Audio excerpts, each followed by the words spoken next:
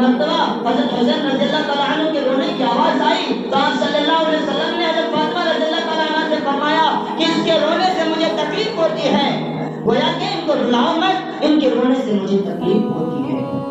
میرے دوستو، حضرت حسین رضی اللہ تعالیٰ عنہ کی ولادت سے پہلے آپ صلی اللہ علیہ وسلم کی چچی حضرت ام الفضل رضی اللہ تعالیٰ عنہ، جو حضرت عباس رضی اللہ تعالیٰ عنہ کے زوجہ ہیں، بیوی ہیں، انہوں نے خواب دیکھا کہ آپ صلی اللہ علیہ وسلم کے جسم اطہر سے گوشت کا ٹکڑا جدا ہو کر میرے جھولے پر گرا۔ وہ پریشان ہوئی، ایسا خواب دیکھ کر گھبرا گئی، وہ آئی اور آپ صلی اللہ علیہ وسلم کو خواب بتائی کہ میں نے خواب دیکھا ہے کہ آپ کے جسم اطہر سے گوشت کا ٹکڑا الگ ہو کر میرے جھولے پر گرا ہے، پریشان ہوں۔ آپ صلی اللہ علیہ وسلم نے فرمایا غم نہ کر، مبارک ہو، عن قریب میری بیٹی حضرت فاطمہ رضی اللہ تعالیٰ عنہ کے کوکھ سے بیٹا پیدا ہوگا،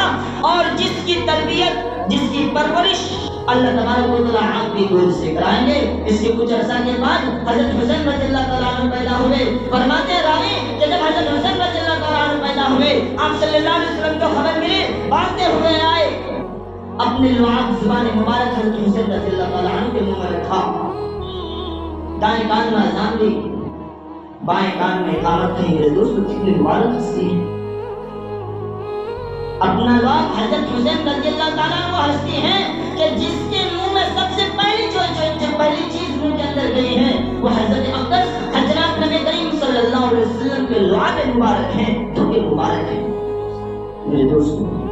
پھر آپ صلی اللہ علیہ وسلم کبھی نہیں سنے ہوں گے آپ کسی سے کہ کبھی آپ صلی اللہ علیہ وسلم نے مسجد نبوی میں اذان دی ہو یا مسجد الحرام میں اذان دی ہو، کبھی نہیں سنے ہوں گے، لیکن یہاں